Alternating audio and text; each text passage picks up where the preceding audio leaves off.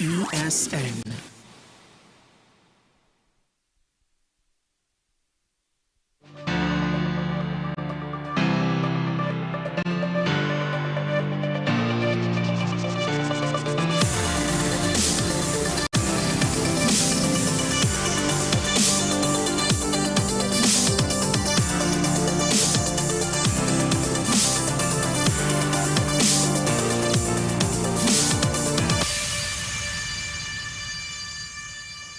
Coming in hot down the pipe, this is Talking Point here on WSN. Sean Michael Small with you, as always, every morning.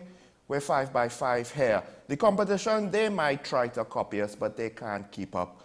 In order to do so, they'll need to unspin their financial entanglements. Unfortunately, the web is spun too tight. However, we're not beholden to the same constraints here on WESN, your content capital, or by the way, the only station in the nation truly broadcasting in HD. So, quite a bit to get into, not as much time to get through with it. Just want to point out that the lawyers for the pariah families, they have also pointed out an observation I have made where the government taking this, well, pariah will deal with pariah's mess.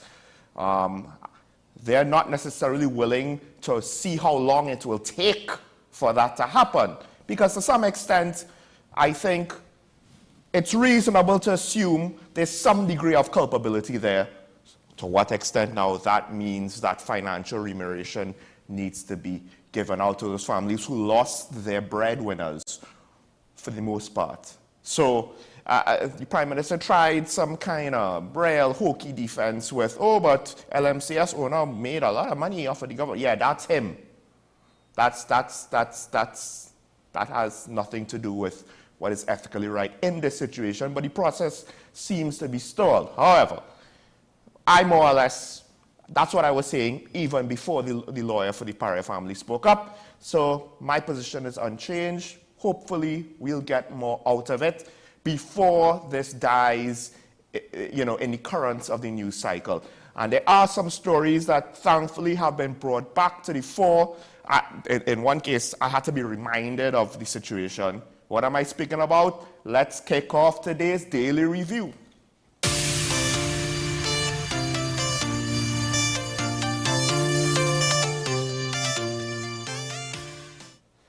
And in 2024, this might seem very obvious, but COVID exposed our poor health. And to some extent, as I have gotten older, I have had to become more aware about my own health. And I don't necessarily know if due to COVID, which causes, cardiac issues, COVID causes it, therefore, that's why the vaccine to some extent causes it. We all got COVID. Right? I myself got it at least once where I had positive tests to be certain of. And I have said this on the show before, I now face some cardiac issues. It's not life-threatening, at least not yet.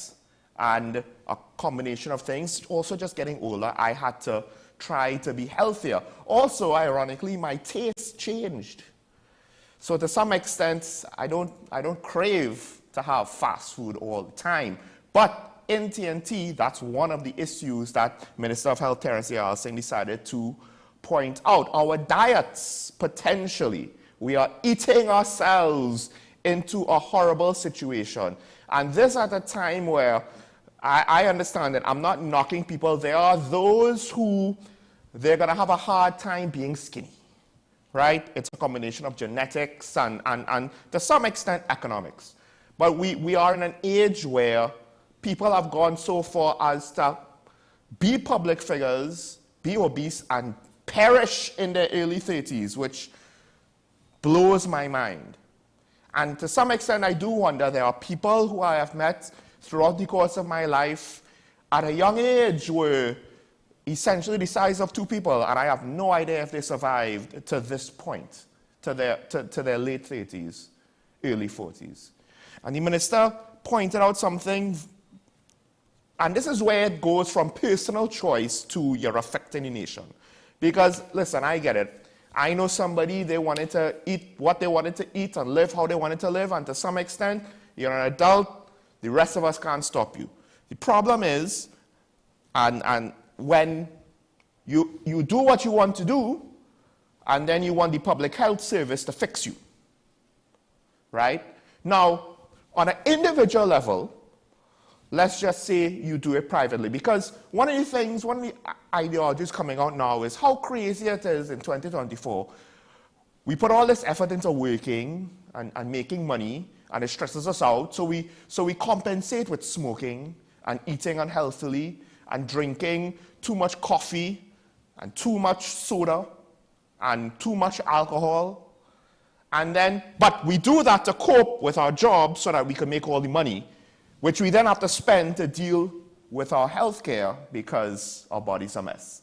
Well, let's go a step further. Because some of these things are preventable. Diabetes potentially is preventable.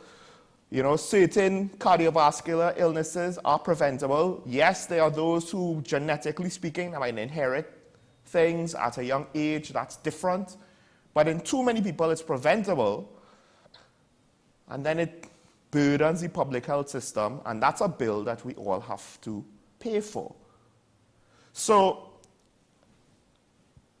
I get it. I appreciate the minister's words. The other thing that he's pointed out is the fact that he is trying to send out this messaging. And to be fair to him, this was going on, I think, at least at the start of or before COVID. So near the start of his time, before he had to deal with a pandemic in full, this is what he was trying to deal with, right?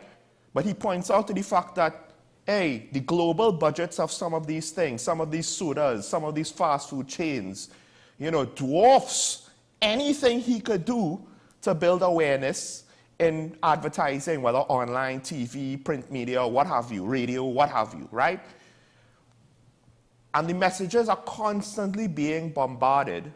And I think also there is the fact that our eating habits. There was a time, I think, when I was very young, it was not common for Trinbagonians to eat out. And eventually we started to eat out more and more. And a lot of times when I am buying lunch, I'm trying to pack up the veggies and the protein and limit the carbs. And then I see someone take, for their singular lunch, 2 whole portions of different carbs. And it just boggles my mind. Like, why do you need a whole portion of rice and a whole portion of potato? Those are our habits. And I think the minister, he's looking at just the results. The results that is preventable. The results that's costing the Ministry of Health a lot of money, as well as private citizens a lot of money. And then on top of that, it's not as though we have unlimited medical resources, and as long as, you know, we could pay for it, it could keep coming in, because that takes foreign exchange. So this is one of those things where if it goes out of control, it will contribute to a worsening economic situation. But then there's also spillover effects with regards to too many good people potentially dying too young. And too young is a relative term, I guess you could say. Too young could be 50s, too young could be 60s. In 2024, 60s is potentially too young.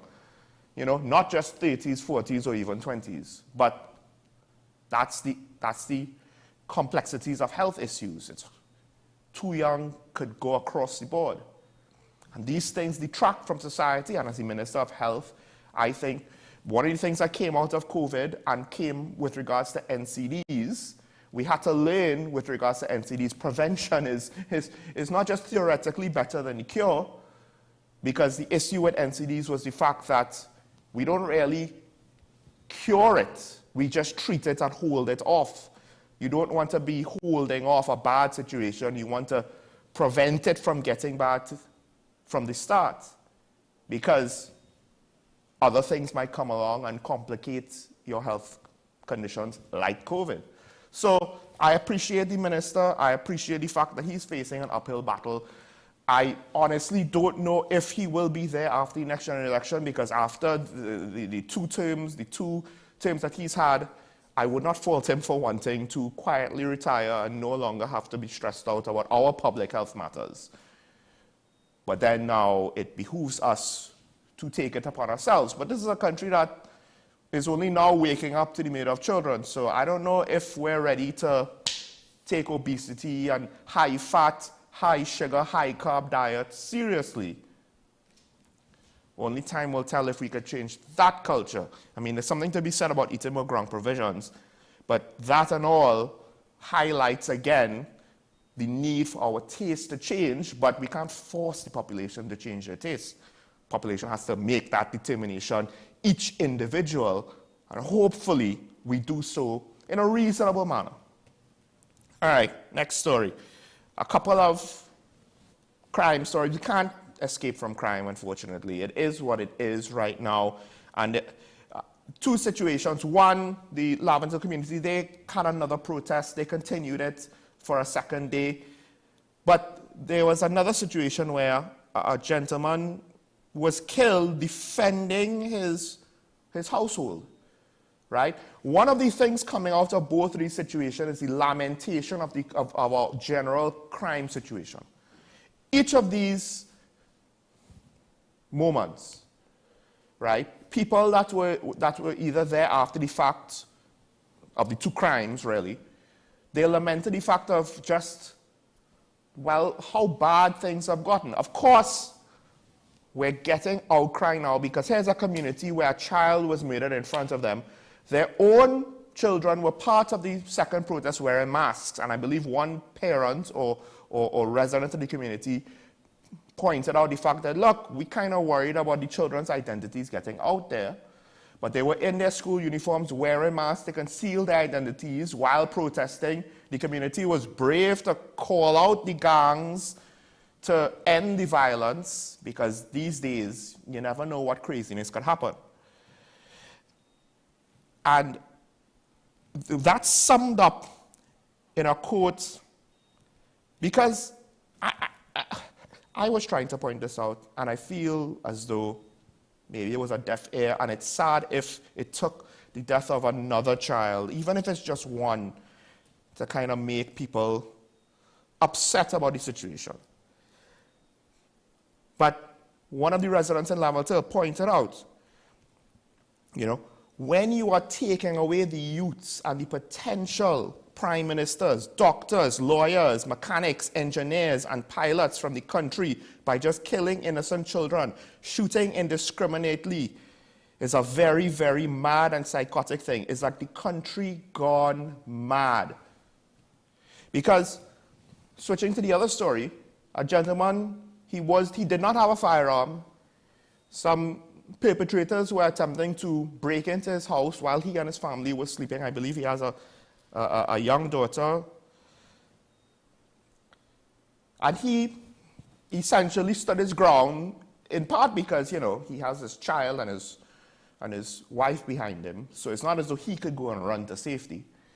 And he ended up dying. He was outnumbered, you know, so there were at least two assailants, and they were armed with a firearm. We don't have the details on the struggle. I don't think his wife witnessed it, and victims of homicides cannot give accounts of what happened. But I believe residents, neighbors were basically pointing out the fact that, listen, you just have to expect anything. You just have to be, you know, anything can happen now, because it seems as though the gloves are off. There's no reason anymore. As the ASB pointed out, some criminals, they just want to go home after a fete, so they'll steal a car, not to sell the car, not to make a profit, but just to get a ride, and then they'll dump the car. That's the level of uncaring, it don't matter, the silliness, the mentality of how low crime could go. It's like the place gone mad. But, I mean, are we just going to cry about it and beg for change, or are we going to do some things to try and get change? Because the residents were pointing out, it's time for us to come together. Now, they were pointing to the gangs to, hey, maybe we as a community now need to understand we can't be doing this to ourselves. But I think Trinidad and Tobago needs to take that approach as well. Because essentially we're doing this to ourselves. We can complain about illegal immigrants and the crime brought in by there, but the bulk of the crime are still done by people born in TNT, of people whose blood goes back generations in TNT. Let's not get it twisted. We're influenced by transnational crime, but we still actually commit the crime. All right, let's move on. Something interesting happened. And, you know, we're not necessarily sure about the motivations behind it, but the opposition leader and political leader of the UNC apparently, you know, was warned at a political meeting, third parties to not disrespect the members of the UNC. And when I saw that initially, I was kind of confused because I remember her last re-election campaign. And I remember the election when she became prime minister. With the backdrop of a Patrick Manning administration that was obviously the least popular administration Patrick Manning ever had, so much so that he called a snap election. And while the race was closer than maybe some of us might have anticipated, it took the UNC forming a coalition to beat the PNM. They needed all of the third parties. It's kind of doesn't make sense to call all of them third parties, but you know, at the end of the day, that's kind of, they're all tied for that position. We don't have a way to distinguish them beyond that. So that's the two. They needed the third parties, or in the case of Tobago, the second party, to form a coalition in order to have a majority over the PNM to form the government. Cool. And then the re-election campaign came and it was vote Kamala. Kamala wasn't the political leader of the COP. Kamala wasn't the political leader of the TOP. Some of the parties pulled out. I think the MSJ pulled out before that time, etc., etc. But it was vote Kamala. So there's a part of me that's thinking, hey, if I was a former COP supporter, I'd be like, hold on, stop. How about you not disrespect us before you decide to cast the first stone? Now, it went on to say in the report there's a belief that maybe there might be a tiff between the political leader of the NTA, and we all know that he could get defensive and have a temper and get argumentative. It's a bit of a Jekyll and Hyde with him because he's had brilliant moments and then he's had some unfortunate moments, and, you know, I don't know if he could sort it out. I would at the very least hope, I'm willing to not necessarily write him off if he could not, you know, jump the shark too many times. But we don't know for sure what it is. We don't know for sure what it is. But I just find it interesting that here comes Kamala Persad-Bissessar, who has already lost a general election against the Keith Rowley administration twice, right? They gained ground with the UNC, but we're in this kind of weird area where a lot of people don't really like the options. That does not mean that the current government, which may or may not be unpopular, is going to get voted out.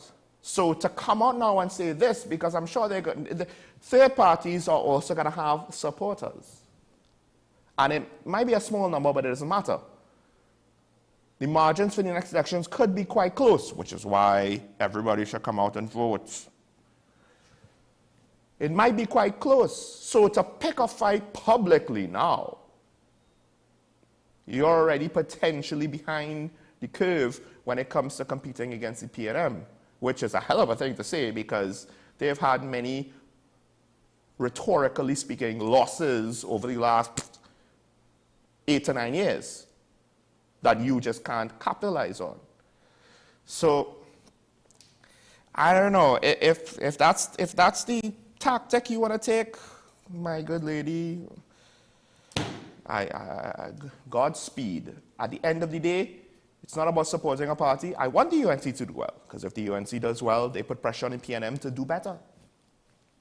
That's how it's supposed to work. It doesn't actually work that way, but that's how it's supposed to work. So I will admonish deficiencies across the board where I see it. All right, let's try and wrap things up quick because we have someone coming in hot after the break.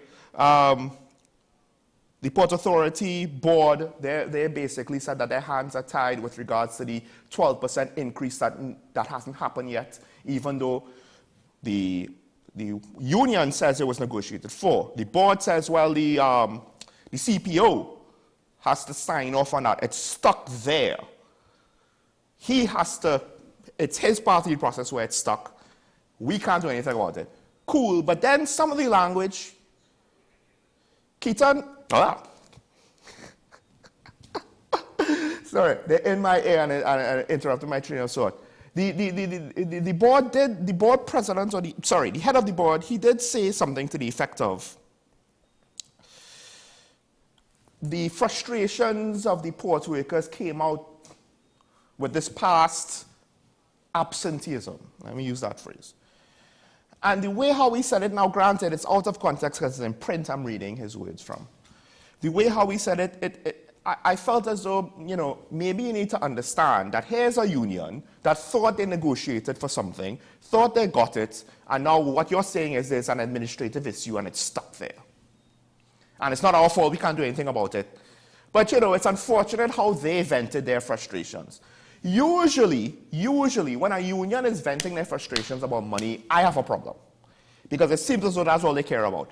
In this case, Michael Hanna said he also pointed about safety concerns and working conditions, but he did admit that at the end of the most important thing was the 12% wage increase.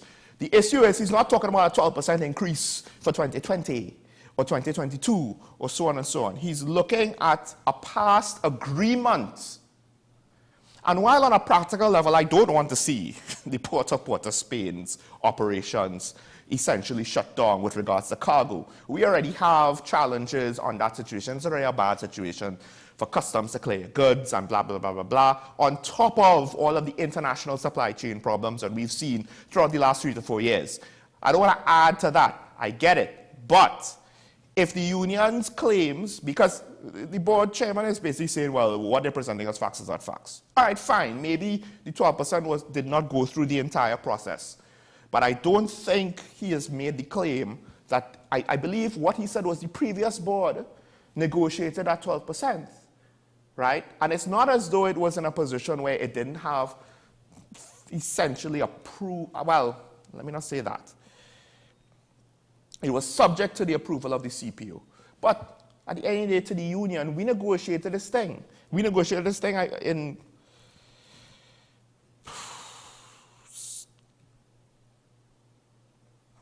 I think it's before 2018.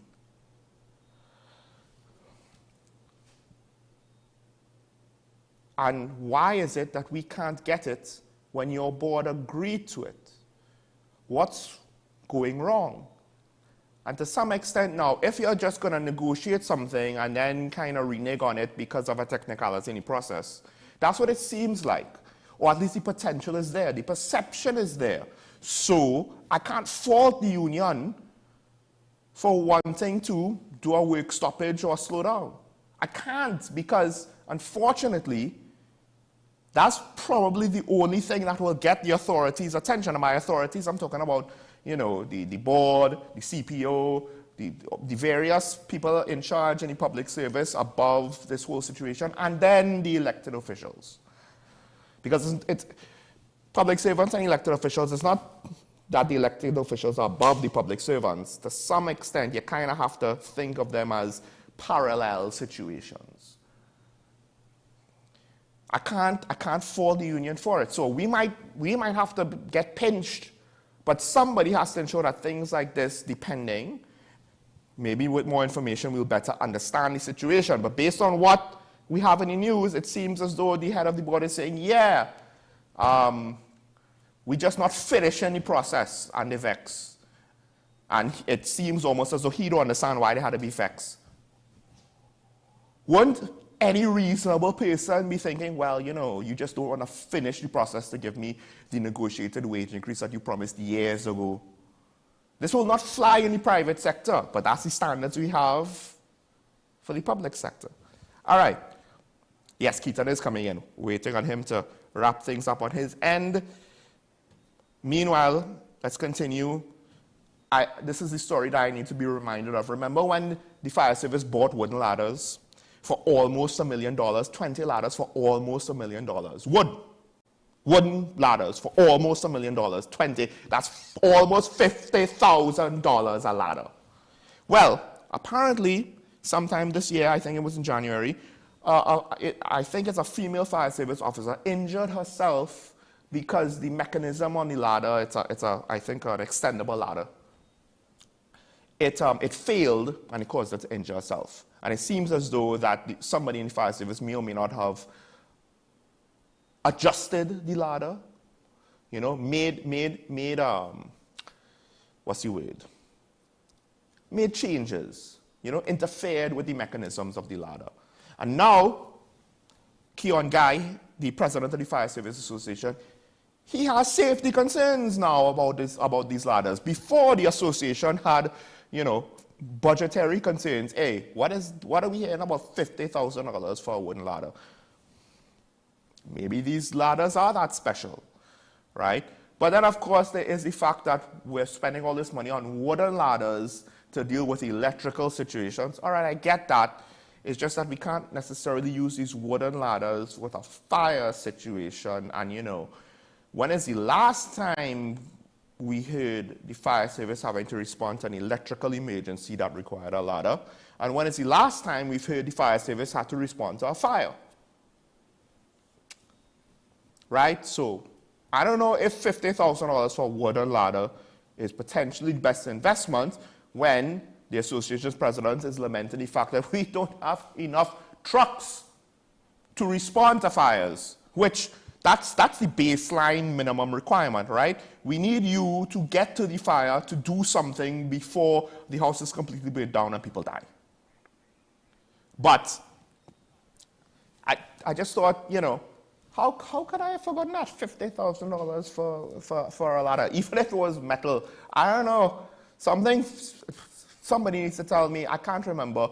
I think when we looked it up, it didn't seem as though $50,000 was the correct price. I can't remember. It still seems crazy to me. Per ladder for 20 ladders. All right, and then just the last thing to wrap up. Somebody was robbed. I believe they were looking to purchase a cell phone. They made the deal on Facebook Marketplace. I said this before, I said it again. The TTPS Media Ambassadors has been warning people about this. They were waiting on some street corner. They did not do it in front of a police station, I believe, corner of Mendez Road and Darwell Gardens and Arima. Even if you go to a supermarket parking lot or a cell phone parking lot or a court's parking lot, it's not necessarily going to be safe. Don't take it for granted with regards to these online transactions. It's not just happening in Trinidad and Tobago. It's happening all around the world. Just because you see on the internet doesn't mean it's actually true. It could be a scam, it could be fraud, or it could be a criminal setting up to steal you of your cash or whatever it is you might want to sell. The warnings are out there from the media ambassadors and the media houses. Please heed them. If you have to do a transaction like this, try to do it in front of a police station and inform the police of what you're going to do so that you could have some level of safety. It's not necessarily going to be perfect, but it's better than nothing because these things have been happening and it actually does hurt the heart a little bit seeing again something preventable like NCDs happening to people unnecessarily. Folks, let's take a break and when we come back, my co-host will be coming in hot off the presses from AM Prime. A lot to talk about. Stay tuned. This is Talking Point on WSN. We'll be right back.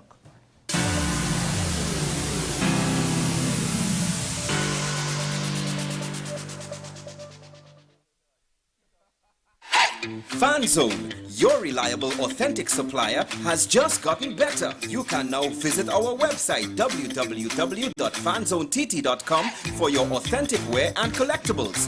The only place where you can use both your Visa debit and credit cards. Visit our website fanzonett.com to make your purchase today. Take some time for yourself or spend some time with the family at Sandy Point Village Hotel. Enjoy our various studio and suite apartments, self-contained with their own kitchenettes and Wi-Fi. We also have our famous 100-foot swimming pool and our beachfront restaurant, the Steak and Lobster Grill. And our location in Crown Point puts us near the center of activity from the nylon pool to the local nightlife.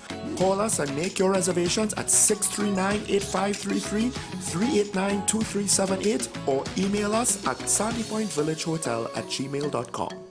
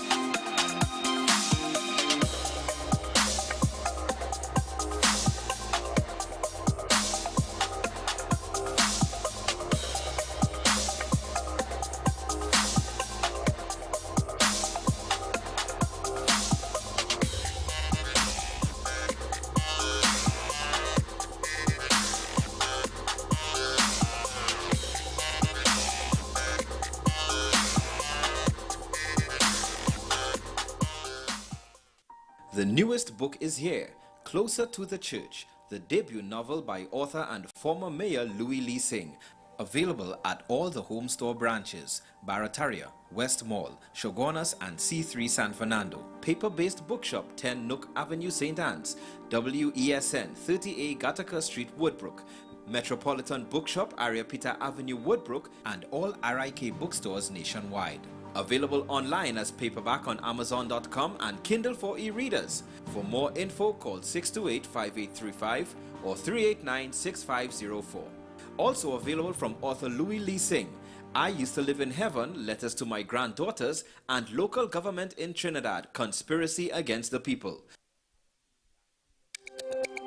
Every word, every line, every paragraph depicts a real moment in someone's life.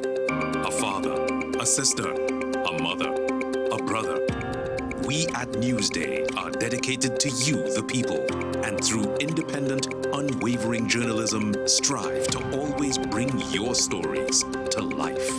Because your stories are more than just words. Newsday, independent and credible. This is Face of Sports, WESN Content Capital. How you felt about the kiss on the lip? That's the business. I'm not to do with that. I find that was distasteful. The national senior team, whether you like it or not, that is the model for all other teams to follow. I'm assuming that the regional requirement may be a much stricter requirement. This is not about Pro League and Super League.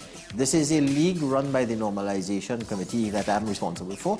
Nobody expected FIFA to fund this arrangement. If we don't get a professional attitude towards this, we are doomed for failure. You break the balance, trip the leg, control the body. They ain't gonna stand put forever. Why you want the Chiefs to lose so? Why you want the Chiefs to lose so? They already have two. Lamar don't Why? have. You're jealous because you know the Chiefs getting closer to the Patriots. Let's go to the last part. No, of the not no. Let's go to the last part.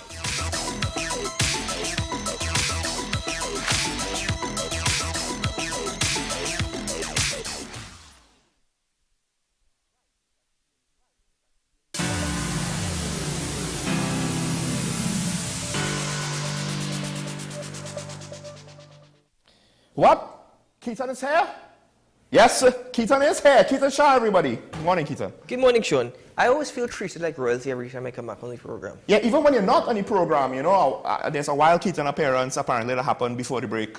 You know, I got confused for a while. Yeah, I did see that. I was like, Keaton? Is that Keaton? Yeah, I did see that. Thanks for that. How are you doing? How are you keeping? Well, I mean, it's hard to not be completely pessimistic. We were actually kind of speaking about this just before we came off for a break. But I guess you could say I'm in a weird space where, look, I sound like I'm in a jovial mood. I guess you could say I am. But at any day, nothing that I have said this morning is optimistic or happy. Not one note. Well, actually, I thought that the article in respect to the Minister of Health was something to be a bit uplifted by. He actually took the position for the first time in his tenure that he's actually going to name specific companies. Although you could read into that as well, because bear in mind, the minister is naming specific companies. His message has not changed over the last 8 years, and yet we are still one of the front runners in the Western Hemisphere. Possibly, I think when it comes to heart disease per capita, we actually have one of the highest rates globally. So it's not to say that the minister could be in everyone's household, or the minister could preach, and it's really decisions up to households as per their diets and their lifestyle. I get it. I understand it. There is a flip side to it. I just had a thought. You remember the Prime Minister's unfortunate statement, I am not in your bedroom? I don't know why you have to bring that No, up. I'm just saying, I just thought I could see Minister Dial Singh basically, you know, admonishing a crowd, I am not in your kitchen. You have to do it yourselves. Well, he's correct. You do have choice, and you have the choice whether or not you want to consume a 20-ounce Coca-Cola every day. I'm in a position now where I can see it because that's what the minister said. Usually I wouldn't call out companies. But apart from which, when you see the options of fast food as well, people say they go for that because one, it's fast, and they say it's cheap. Is it cheap? It's not anymore. I know somebody who's not. basically like, no, fast food. Some of the things that he listed out, even though traditionally they're cheap, even though in America that's cheap food, To them here in Trinidad, it's not cheap food. No, it's not cheap food anymore. It used to be a cheap option. It's not cheap anymore. In fact, fast food is becoming more and more expensive to consume, which is why we've also seen the rise of foodies and foodie bloggers, because they seek out really tasty meals, really meals that provide a lot and at a good price, a decent price for what is being offered. But the fast food of which we've grown so accustomed to consuming is no longer as cheap as you thought it would be. But that is where I said the flip side comes into play, because it's not necessarily cheap to actually consume on a consistent basis a healthy diet. For example, I have tried to incorporate more healthy options in my diet. Now, I've been fortunate enough where growing up I was able to have an option of healthy foods, and that's why I'm saying I am fortunate enough, because people do not necessarily have that option. You're seeing parents more and more now feeding their children bread, because bread has become cheap, well, relatively cheap compared to the prices of other forms of dietary, that they could consume. So that's the part that you have to bear in mind. You're seeing that happening more and more, and then if you get the opportunity to even read ingredients, you'd realize, hold on, the bread that we're getting down here, the bread that's mass-produced, there's so many preservatives and so many unhealthy ingredients in it. But that's the thing, people aren't even bothering to read ingredients anymore, because people are saying, you know what, look at that. That's what, $16, $17? Okay, put it this way. This loaf of bread can last me 1 or 2 days, or even 3 days, depending on my household, right? And that's the mindset now. It's quick and it's cheap, but it's not healthy. Then when you take a look at other options, such as being able to purchase vegetables to incorporate into your diet, it's not cheap. I'm not saying it's grossly expensive, but for you to consume it on a consistent basis, it really deals a blow to your budget. I think, and I do wonder to what extent part of the reason why is we focus so much on meat and carbs. And the carbs, of course, a lot of diets, carbs are the staple, and for all intents and purposes, the filler. It's not just an energy provider. It's a cheap way to bulk up the meal. But because we consume so much carbs, so our economy to some extent is geared more towards bringing that in bulk, as opposed to trying to find affordable vegetables in more of a bulk for more economies of scale. People will consume more carbs because it'll make them feel full. It's also cheaper to consume rather than meat. However, you ever did a comparison? You ever tried a meal with a lot of carbs and a meal with not a lot to no carbs? Because I find that it's easy to feel full right after, but over the course of the day, you get hungrier quicker. Somebody I know, he pointed that out. I myself experience that regularly when I go between. It also, it has to do with an individual's metabolism. There's so many factors to that conversation as well. I get it, I understand it, but people would rather feel full now during their lunch hour and say, you know what, I'm going to stretch it out until I eat dinner later. And that is the whole point about it as well. Because we are consuming so many carbs, for example, and we're not necessarily exercising, we're not burning it off as quickly as we should. So because we're trying to fill ourselves, we're not necessarily consuming the healthiest options, we're not exercising, and all of that contributes it. So the whole point is, I like the message on the part of the minister. Don't get me wrong, I really like the message on the part of the minister. But if there was some sort of partnership, and I'm pretty sure a partnership exists between the Ministry of Health and the Ministry of Agriculture, but if there was one that was strong enough and consistent enough, where you're seeing the promotion of more and more healthy options, where you're seeing the promotion of more and more local veg. Don't get me wrong, I still think that farmers are neglected many a times. But put it this way, when was the last time you went to purchase tomatoes? Tomatoes is probably the best example of a vegetable that is so ridiculously expensive. I literally wanted to buy it for a specific dish I wanted to make. Nothing fancy, but I wanted tomatoes and I just couldn't. I just could not with that price. Yeah, and that's the thing. So people are now, and the good thing is that people go to the market and you will get vegetables cheaper in the market as compared to if you buy it from a supermarket. But still, when you purchase these things, it adds up.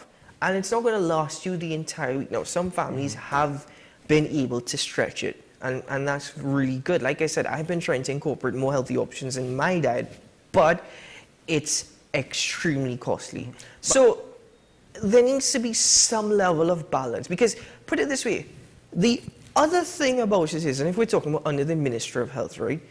If you go for a doctor's visit, now most recently I had a very close relative, right, who's a couple of years older than I am, a cousin, who went to the doctor just for a regular checkup, and honestly, this cousin is a lot healthier than me, a lot more active, consumes a lot more healthier meals, really looks after themselves.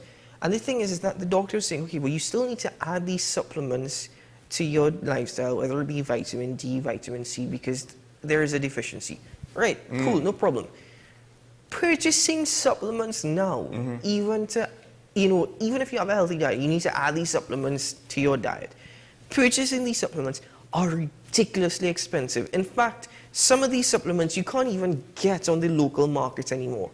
They're not bringing them in. And if you speak to pharmacists saying, well, the Ministry of Health has actually banned them. They're no longer allowed, or they're no longer listed by the Ministry of Health. The pharmacists can't explain why. I myself am not sure why some of these supplements can't come in. And then at the same time, the availability of drugs. The drugs that are being prescribed, you can't get in Trinidad. The drugs that are being prescribed to you in Mount Hope, you can't get at Mount Hope Dispensary. I'm saying there's so many factors that whilst I like the message on the part of the minister also needs to come clean and speak openly about these issues. True, but part of it is some of those problems are above him. And it ties to his ministry's budget and bigger policy decisions that it's not only up to him. And can he speak about it? There's a lot of rumors about various instances where it's like one politician complains about another politician behind closed doors. Hey, he's making me look bad, and that causes internal issues that we don't see. But there's another side about it, because the minister pointed out, we go unhealthy, and then we are a burden on the public health system, or even the private health system, because that takes foreign exchange to bring, the drugs and supplies in. But then there's also the fact that the food that we're using is also a drain on foreign exchange, because we import some of the things and the profits have to go back in foreign currency. They can't go back in TT dollars, but the product is being sold domestically for TT dollars. So it's kind of interesting that we're seeing this one situation, and I'm not saying that we need to get rid of fast food, right? There's no healthy fast food, folks. It is what it is. But it has various issues, and I think the government, the minister's on the right track on his end, but the government, a partnership not just with agriculture, but what about trade and industry? Because I do feel that some more controls over things like this, because it's a hell of a thing that foreign exchange is costing us to bring the food in, and then foreign exchange is costing us to get the medical supplies to treat with the NCDs that the unhealthy food causes. Now, it's a double lose situation. I could go a bit deeper and say who are the ones that are mostly, well, the ones who are mostly distributing medical supplies, medical equipment, and medication. There are just about 3 or 4 companies in Trinidad 3 or 4 companies under 1 or 2 owners, bear that in mind, who have, really the authority or the rights to bring in these drugs or medical equipment and distribute it. But I don't want to get too much into that. And I like the point that you're making about the Ministry of Trade, because we spend so much, just one example, we spend so much money a year on importing cereals, right? Now, some will argue that our local cereal is a lot better than the ones that we import. Or at least just as good. Right? Or at least just as good. And quite frankly, I agree. In fact, I prefer local Frosted Flakes as compared to the Frosted Flakes that's imported. But local Frosted Flake also contain a bit more sugar, and you could tell just by looking at the cereal. So you have to bear that in mind. But that's the thing. If you go to the supermarket and you compare prices of what could be deemed as healthy, because a cereal could advertise as being so healthy, we have 2 scoops of raisins in it, or this is high in fiber and good in calcium and high in vitamin A, B, C, D, and the whole bloody alphabet as far as I'm concerned. If you read the back of it and you see, oh my God, 1 serving, and that's the thing, reading a nutrition label is very important. The nutrition label doesn't reflect on the entire box. Yeah. It reflects on 1 serving. And if you read and say, what is the serving? One serving has so much sugar. And that's the thing. Not just that, one serving might be something smaller than we think is a reasonable amount. Exactly. But the healthier cereals as compared to the cereals that are visibly more, well, a higher in sugar content or fat content, not the healthy stuff, are still more expensive. So significantly. Yeah, so you have to bear that in mind. Now, the Minister of Trade is going to make the argument, well, listen, we also want to give people options. And I get that. You don't want to take away options from the consumer. You want to give them the option that this is what is available and this is what you can purchase for consumption. I totally get and understand that and agree with that. But at the same time, it's very expensive. So the options that are available are actually not options for people. They're just, they're just not options. I just want to sum this up. I think, look, it's a lifestyle choice. You can't force people to change. Unfortunately, people are going to die. That doesn't mean that the minister and people like us need to not talk about it. But to some extent, for the most part, it's an uphill battle, right? People will die before the culture and the taste change of the wider society. I think that's an unfortunate reality. I don't think the culture or the taste is going to change at all. Well, okay, there's the flip side. I don't think the culture, but honestly, I get the position that the minister's in, because as you rightfully said, the minister's not going to be in your kitchen. He's also not going to tell you that he's not going to be next to you in the supermarket. Say, no, pick this up instead. You know, but at the same time, understand that it's what is available in terms of my budget. You know, just a quick funny story. The first time I met the minister, it was actually for my internship for my second degree. I got KFC for the people in the unit, and he was leaving as I was coming in, and he basically just looked at me and said, "No!"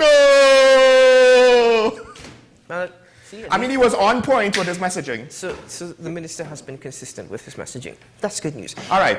Let's move forward now to this issue where there I could confirm now, based off of an interview I had this morning with the political leader of the National Transformation Alliance, that there is a rift between the NTA and the opposition United National Congress. Now, it's intriguing given that 3 weeks ago, the political leader of the NTA, Gary Griffith, was on the crime talks, public crime talks, these meetings that the opposition was having. It might have been more than 3 weeks ago, but yeah. It was the first one, I think? Yeah. No, he's been at all. He's been at all. Okay. Right, whether or not he was contributing, he was at all. And now, based off of what the opposition leader said last night about third parties must watch themselves, and given that Gary Griffith did refer to the NTA as the de facto third party in TNT after the local government elections, we can say that what we heard from Gary Griffith this morning and what we heard from Kamla Persad-Bissessar last night, there is indeed a rift. Now, Gary Griffith has spoken very strongly against Kamla Persad-Bissessar, even referring to saying this is what she did between 2010 and 2015. This is what led to the People's Partnership coming to an end. But his main target was Jaylene John, saying that Jaylene John is the one. In fact, he said Jaylene John is qualified only to fry chicken and work in rituals. No insult to the workers of rituals. Get good customer service from them all the time. So I mean, well done to you. To be fair, but he has just successfully insulted both a politician and the working class. Yes. Right? But apart from which, his main target was Jaylene John, saying that how Jaylene John is the individual who has gotten into Kamla Persad-Bissessar's ears. So he's actually even speaking about Kamla Persad-Bissessar's ability to lead the United National Congress. We're not getting into that debate. But bear in mind, this split, is it something that we foresaw happening when the NT and the United National Congress came together? Because when that happened, I asked Gary Griffith, who is actually going to be the leader between these two parties? And he said, well, precedence will be given to Kamla Persad-Bissessar. The United National Congress is the established party and the larger party. But when you have an individual such as Gary Griffith, who is strong-minded, and it's not meant as an insult. To say the least. It's not meant as an insult. He is strong-minded. But when you have an individual such as Gary Griffith, who is strong-minded and strong-headed as he is leading the NT, and then you've got Kamla Persad-Bissessar, who one could argue really is not the greatest leader or greatest political leader, I think many people predicted that this clash was going to happen. It's just amazing how it went down so quickly. I'm embarrassed to state I didn't see it as obvious as I do in hindsight, because that's essentially what happened the first time, right? they had a difference of opinion that ended in a spectacular fireball of disagreement. But I will say this too. What gets me, and maybe you could correct me if I'm wrong, based on what you just said of what he said this morning to you, he's pointing out issues he has with Kamala Persad-Bissessar. He's pointing out her faults of her time between 2010 and 2015. Just note that those things happened then. If they're true now, that means that they were true when he joined back on the campaign trail for the local government election. So my thing is, how all of a sudden, you know, you mend defenses, you come back, and then you have an argument and you want to pull out all the skeletons in the closet as though they're the worst things in the world. But they were true when you try to kiss and make up.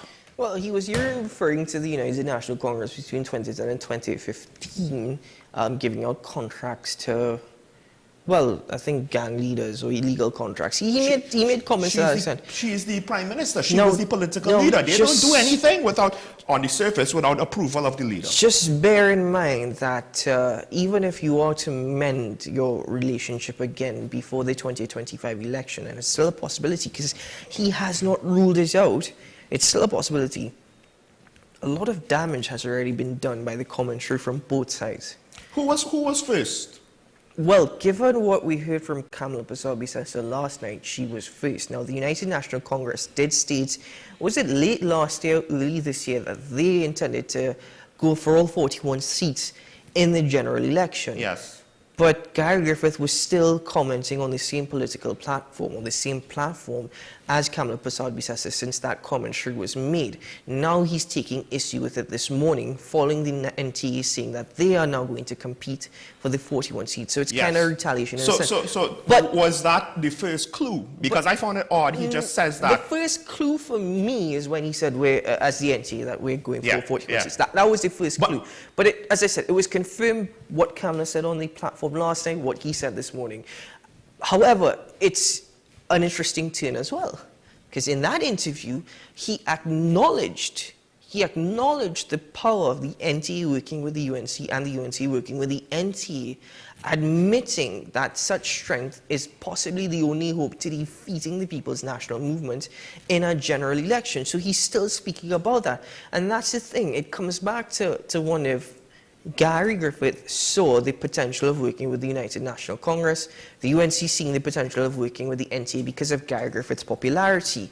Gary Griffith's popularity does not mean that the NTA is popular or the NTA is a viable option in an election. That's true. Just bear that in mind. Gary Griffith's popularity, and still seen as a controversial figure, by the way, but his popularity does not mean that the party is going to equal to a success. Bear in mind, it's been a two-party political system for the longest while. Any third option is just going to show... De facto system. Right. De facto system. Any third option is simply going to show the frustrations that members of the public are having given both sides. Options are always a good thing. But a rift now between the NTA and the United National Congress only benefits who? Well, quick. Because it seems as though Kamala was the one that let the cat out of the bag first, right? As much as Gary announced 41 seats, that could have still been controlled. Do you think Kamala jumped the gun and she should not have come out? Because now, by coming out, you kind of more or less cement the rift publicly, and it's hard to mend things now and walk things back now. Gary Griffith was going to come out sooner or later, so Kamala took her position first. Now, she didn't come out and speak specifically about the NTA, but bear in mind, if you analyze it, she spoke about third parties, and Gary did refer to the NTA as the third party. This morning, he stepped back on that, saying, and he clarified by what he meant as a third party. However, given what he commented on before and what she said last night, one cannot help but say this is definitely the NTA. So you can't necessarily blame Kamala Persad-Bissessar, because before last night's Monday Night Forum, bear in mind, the NTA did indicate that they're running for 41 seats. And before the NTA indicated that, the UNC said they were going for 41 seats. So this seems to be a storm in a teacup happening for the longest while. It's only coming out now. This could have been maybe, this is, because, right, the UNC said that they'll go 41 first, right? And maybe this could be the seed of the breakdown. And maybe why Gary is pointing towards another member of the UNC if he thinks they were the ones that pushed for this, because where's your room for the NTA? Now, the thing, though, is I guess with Gary's case, is he point on the fact that, okay, combined, we have a better chance of beating PNM, but Kamala is just not the leader to do it. Because... Is that a question or that was a statement? Well, there was more, but I don't know. Maybe we should hold on to that. We need to take a break for News on the Hour. When we come back, Keaton will hopefully have a chance to answer my question, and then we'll open the phone lines and continue the conversation. Stay tuned. This is Talking About on WSN. We'll be right back after this.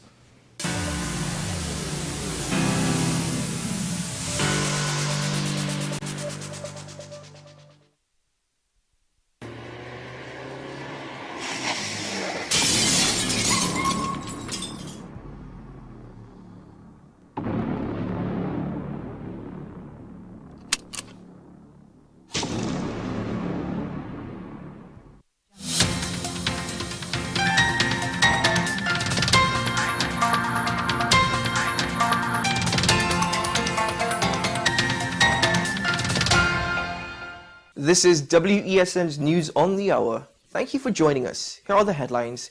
3 men fatally shot in Maraval. Postal Workers Union march over unresolved negotiations. And in regional news, Guyanese president urges CARICOM leaders to reject violent music. With the details, I'm Keaton Shaw.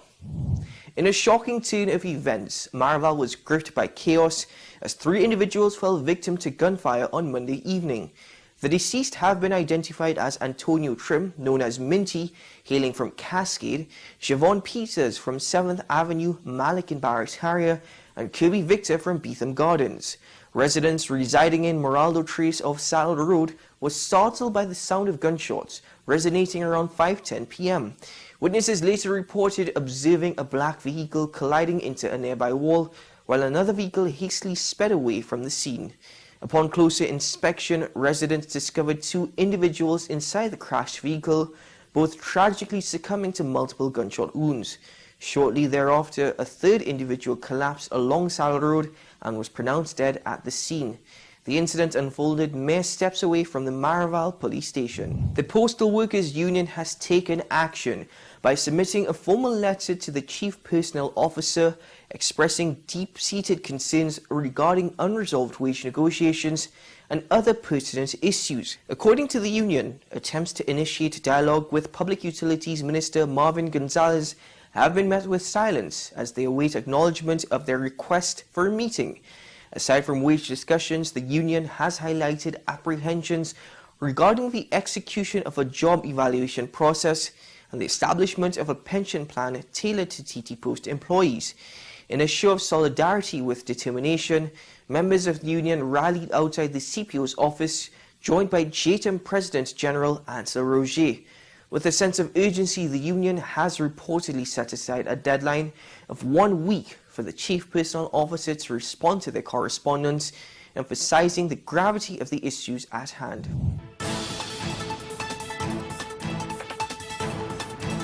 In regional news, during the commencement of the 46th regular meeting of the Conference of Heads of Government of CARICOM, President Dr. Muhammad Irfan Ali of Guyana made a fervent appeal to fellow leaders to combat the proliferation of music that glorifies violence and criminal lifestyles in their nations. And I want to make this point to all those who would have enjoyed the drumming, the lyrics of our region. We do not need lyrics that promote violence in this region. We have the ability to promote good lyrics and lyrics that will move people in the positive direction and move people to think, act, and behave positively. As leaders of this region, we have to take this situation very seriously. We cannot allow our culture to be captured in this narrative. We have to lead a revolution against this narrative and reposition our culture in the way it was conceived. That is for positive living and positive upliftment. That's News to the Hour on WESN. I'm Keaton Shaw. Thank you for watching. We'll have more for you at the top of the hour.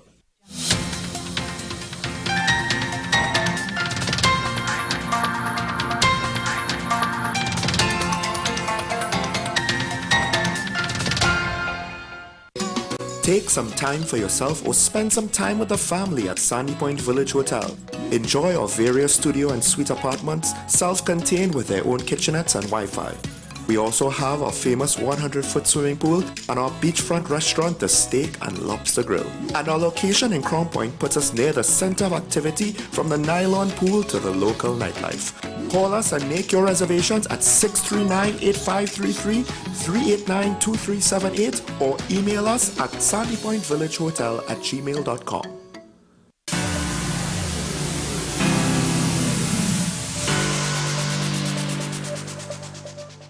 Welcome back to Talking Point, ladies and gentlemen. And Keith Shaw is with me. I asked him a question just before we had to take a break. And that question essentially was, is Gary pointing on the fact that he believes that the UNC, even with the NTA's help, doesn't really have a good chance with the current leadership. Because at the end of the day, people look at the leader, and people don't necessarily have faith in this leader because you lost 2 general elections in a row. Let's just be real, local government elections notwithstanding. And maybe he's making a Hail Mary to try to... Of course it speaks about the leadership of the UNC. Yes. Of course he's commenting on the leadership of the United National Congress based on what he said. Listen, he may have gone after Jaylene John this morning, but he's also speaking about Kamala Prasad's piece as his competence he's as leader. He's saying Jaylene John is whispering in her ear, and Kamala isn't doesn't have the strength to stand on her own. She needs the power behind the scenes. Possibly another cabal. Oh, possibly. Oh boy. Is it anyway?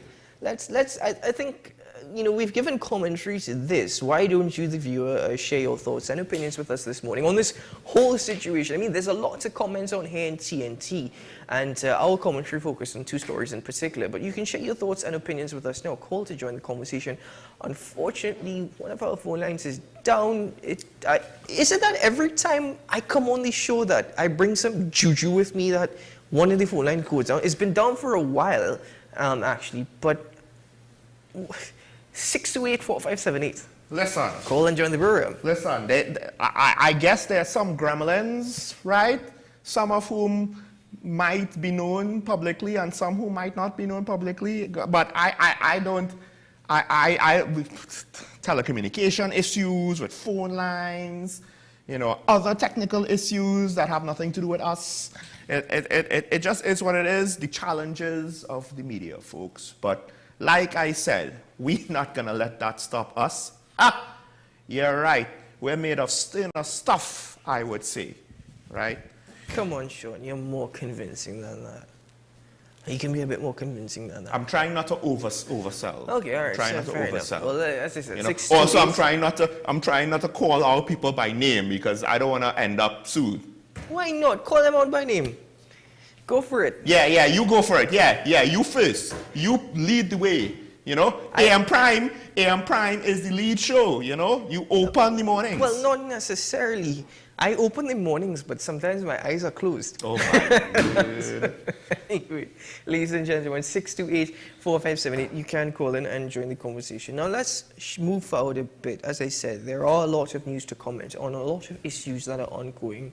It's been 21 days since the bunker in Tobago started leaking. Well, the bunker started leaking bunker fuel. Yeah. The southwestern part of Tobago is still cleanup efforts are ongoing. I know that they're going to do some hydro mapping today to see what's under the ship, what's in the ship, what's the best way to try and salvage the ship or contain what is leaking from the vessel. So bear that in mind. Not much to report on there. And that is a situation that is currently ongoing. And after today's, I don't know if it'll take today alone or if it'll take more than today, but we will see what happens. We'll get more updates and we will share them with you, of course, on Talking Point. There was another conversation of which we were having off air, of which we will mention in a bit. But we do have a call on the line with us from San Fernando. Good morning, caller. Hi, good morning. Good morning. Are you hearing me? Yes, can hear you. Okay, good.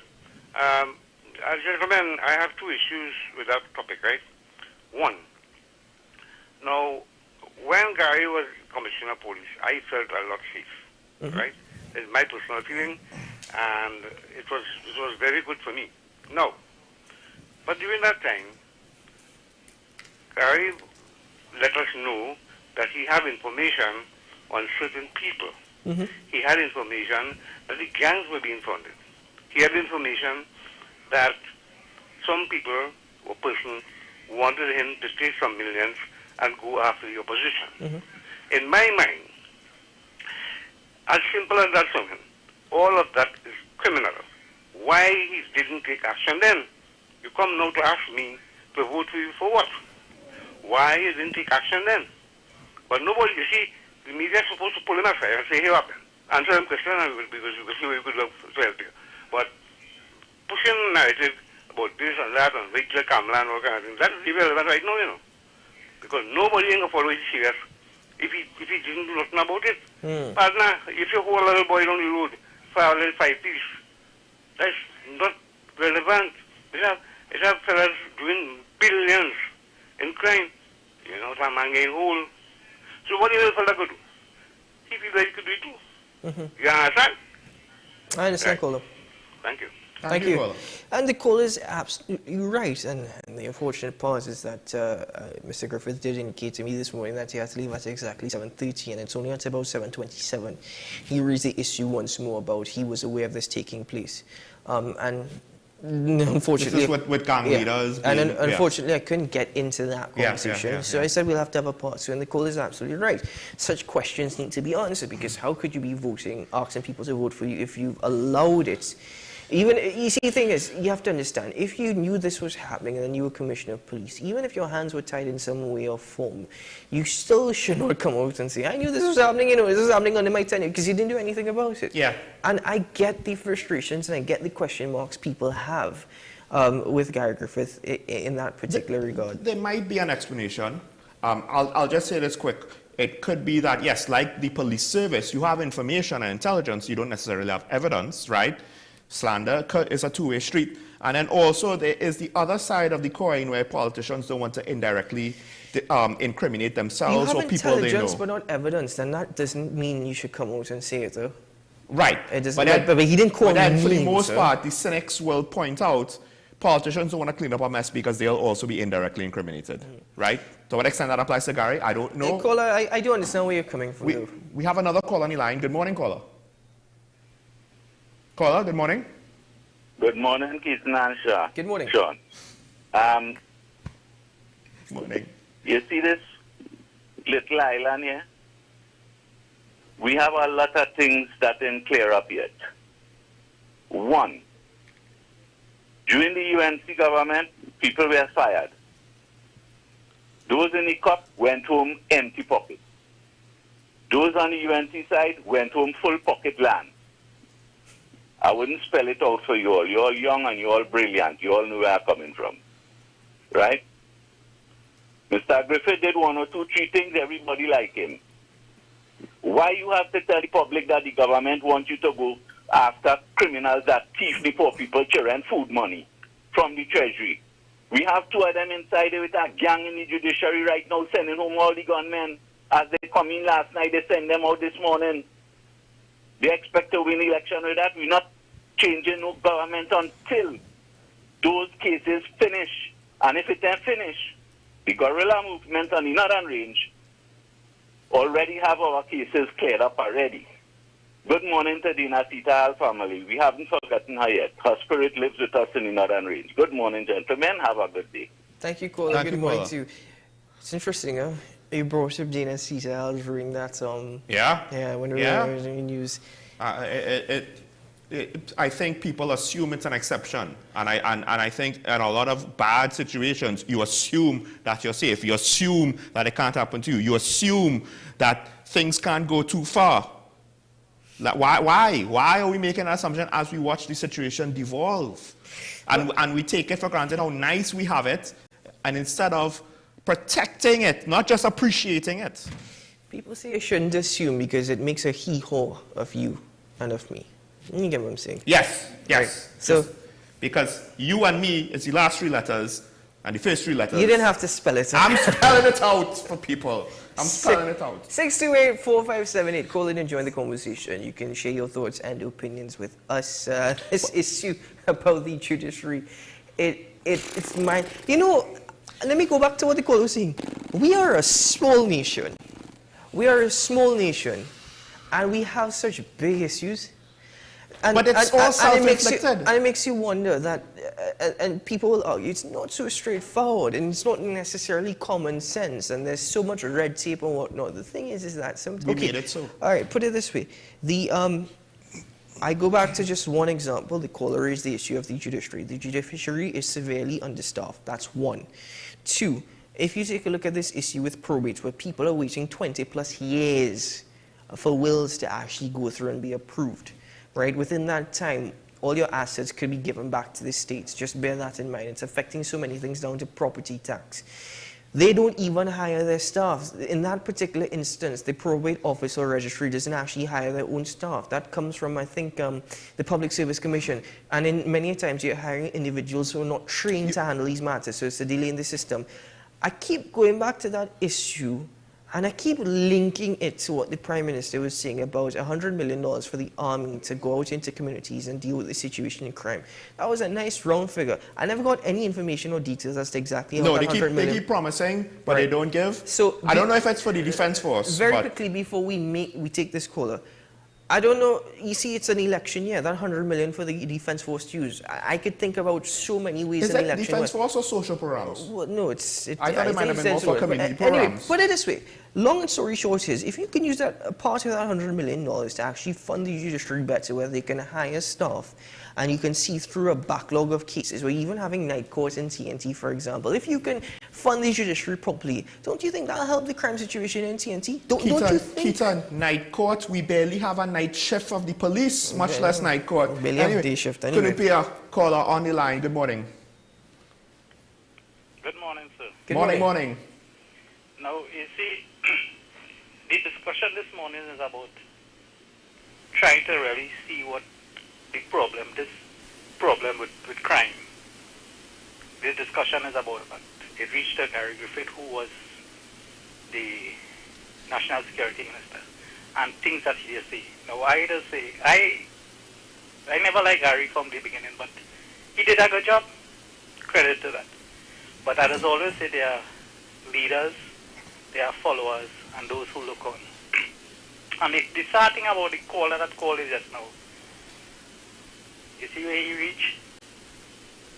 To who pocket full and who... People trying to see who could do something about this crime to make the people safe. And it's shameful for these people to be toting lies all over. You're claiming that people thief. That's what he said. But there was work that... A lot of work was done under Gary Griffith. A lot of work. And these people are seeing, not only under Gary Griffith, but the previous government had done a lot of work. By saying this, you talk about people pocket being full. It had a children life fund was the... What is happening with that? That under investigation. Right? That was helping a certain sector of age of people. You had the sports, live sports. That was helping. I never see before or after that where the sportsmen and them had also go and be begging and raising funds to go somewhere under that live sports. They didn't have to do them kind of thing. You shut it down and rolling it under investigation. All these things, everything under investigation, but nothing is happening. And going on to road work now. I mean, if you have good roads, it will have less traffic. People will save more money instead of stopping and going and stopping and going. You're burning more gas, right? And this is the thing that this government instilling in people, and people are being very angry. Angry. You talk about road rage. Nobody wants to be road rage, but you have no choice. When a man doing this and he slow you down a little more, you have no choice. And this government just continue doing things the wrong way, and then blaming other people. All right, caller. Have a nice day. Thank you. Thank you, caller. I disagree with you when it comes to road rage. You can't be blaming.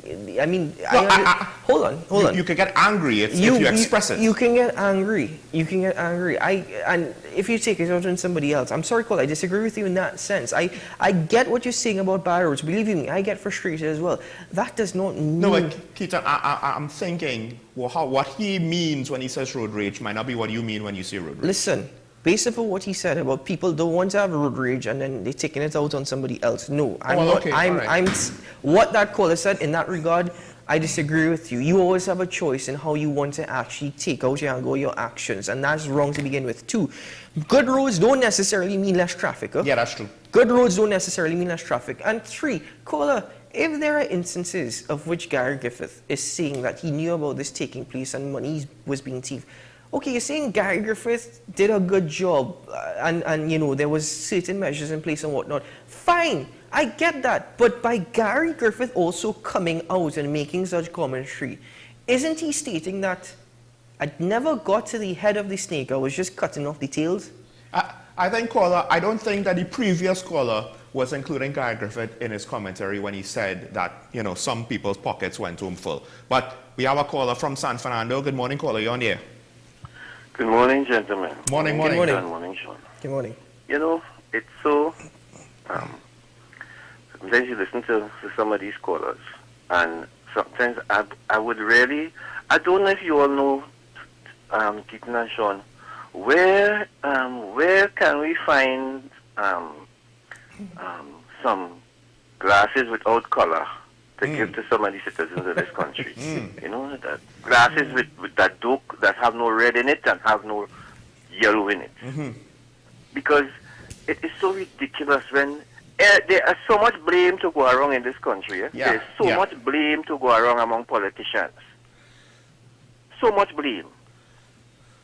Man, some of them get me so upset, but that's not what I call about. I call about my friend Mr. Dial Singh and throwing shade on the fast food outlets. And you know what bothered me about that? In my opinion, it was unfair of Mr. Dial Singh to do that. And I'm saying that to say, one, I keep mentioning, people have a choice. Yes, people have a choice. However, in the last 8 years in this country, food prices have reached a stage where a lot of people have been forced to look for a cheaper option to eat. I'm serious about this. Yep. I have seen a proliferation of double vendors in South here that come out in the afternoon, not in the mornings, in the afternoon. And you'll be surprised to see how many people line up at those places in the afternoon to have a meal, not to have a snack. It is a meal. And this is what is happening in the country. When I go to the markets, I go to the market on a weekend. The markets, you're seeing less and less, because I have a couple of vendor friends, so I hang out in the markets for a couple of hours after I buy my stuff. I would linger, and there are less and less people coming to the markets. It is notable.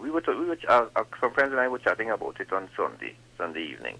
Less and less people, because the people have less disposable income. Yep. So they're going for a cheaper option. So Mr. Diasing cannot just blame the fast food outlets for this thing. This is a wider problem. It's a wider problem. Trying to eat healthy in Trinidad and Tobago is something that is now being, I would say, that is a luxury for certain people in the country. Trying to eat healthy is now in the what you would call it, in the purview of the upper middle class and the rich people in the country. That is what's happening. That is happening before our eyes. And if Mr. Dial Singh cannot see this and just want to throw shade on fast food outlets, I totally disagree with you. Have a good day, gentlemen. Thank you very much, Cole. You see, the minister has to look as though and sound as though he's actually cares or he's actually doing something about it. No, but the only thing is, and we've said this with our commentary before, I'm not too sure if fast food is any longer a cheaper option. Maybe some fast food is, or you could get some cheap options in fast food, but it's not quite so clear-cut anymore. I think cooking and the pandemic caused more people to turn to cooking. Right now, is the cheapest option. There are cheaper fast food options. He gave the example of... Well, doubles, yes. No, but the minister didn't point out doubles. That's one example. Called out foreign franchises. No, because I think at one point, was it last year or the year before, they pointed out doubles and they made a huge hoorah about it. Don't mess with people doubles. Don't mess with people doubles. Good morning, caller from Pitty Valley.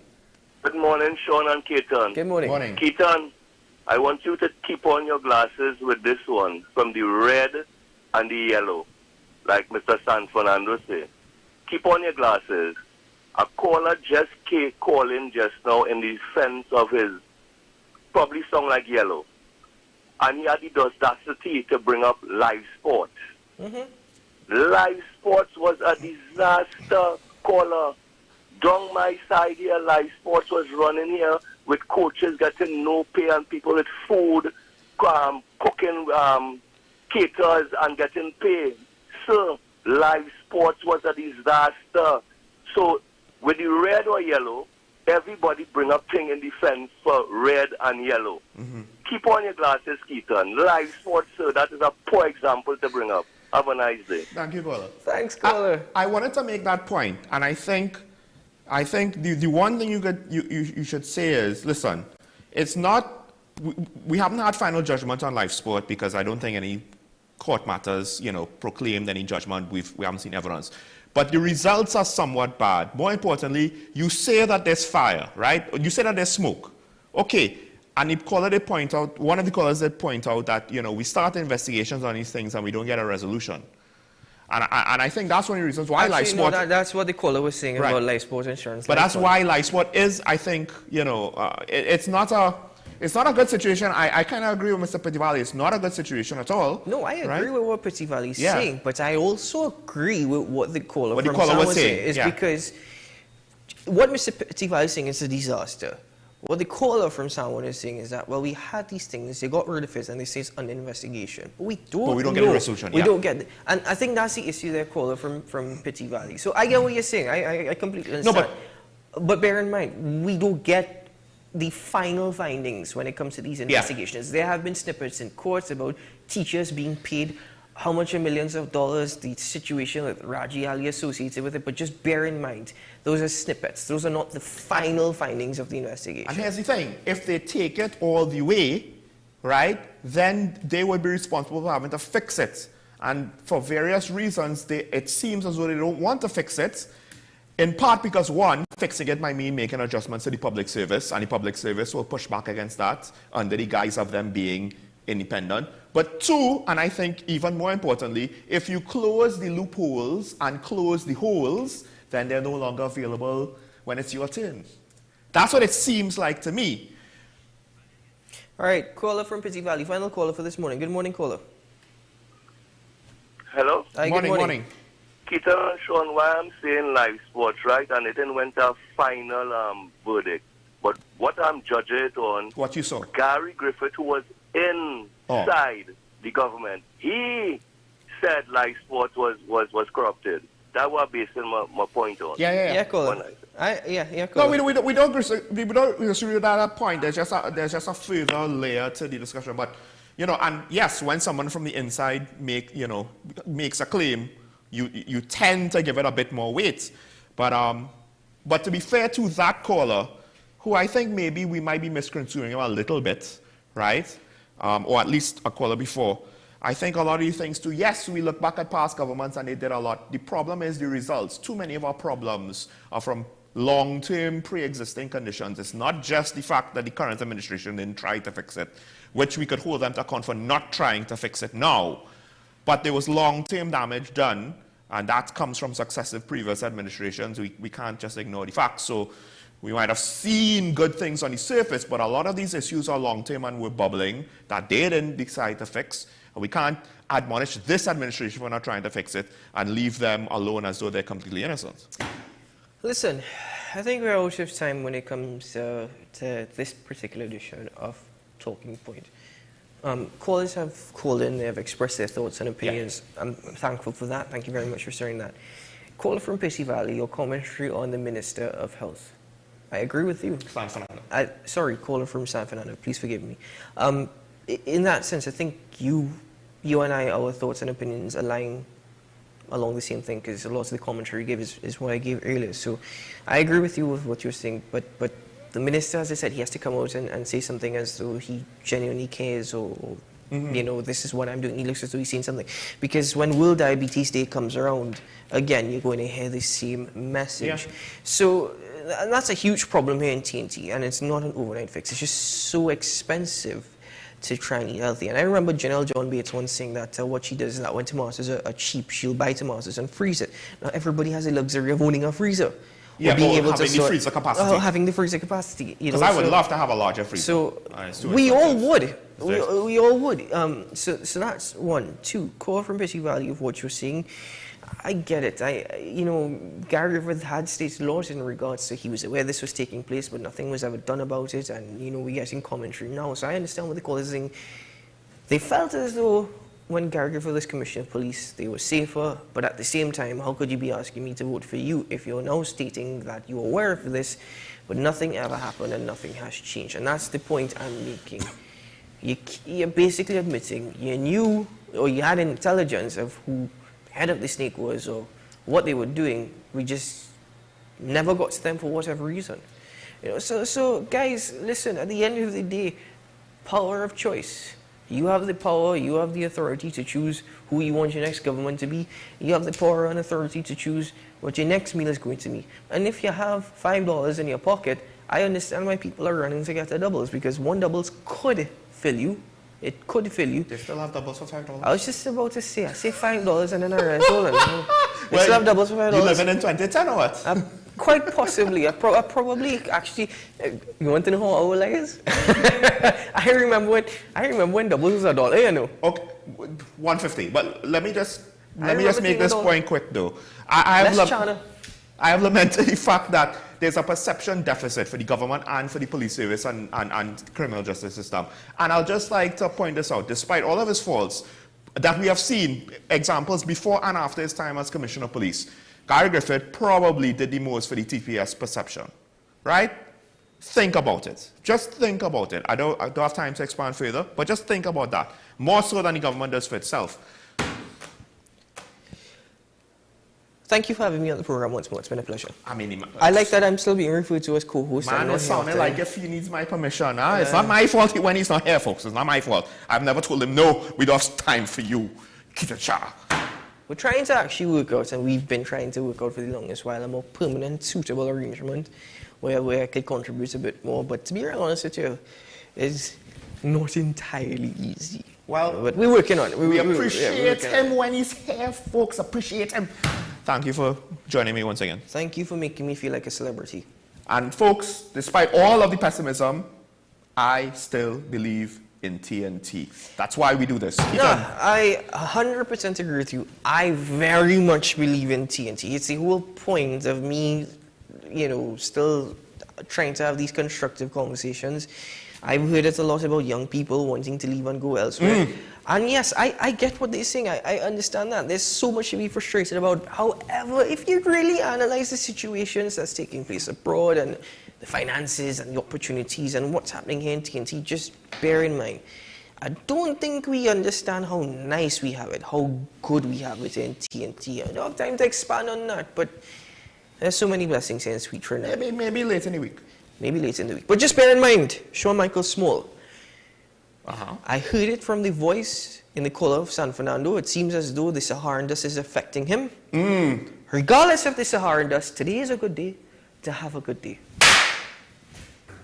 You hit a mosquito or what? Yeah. We'll see you again tomorrow morning. Bye-bye.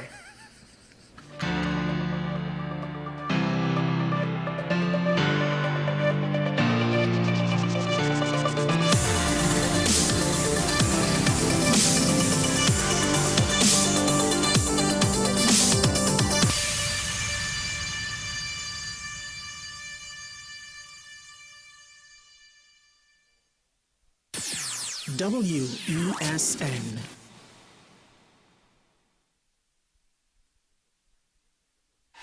FanZone, your reliable, authentic supplier, has just gotten better. You can now visit our website www.fanzonett.com for your authentic wear and collectibles.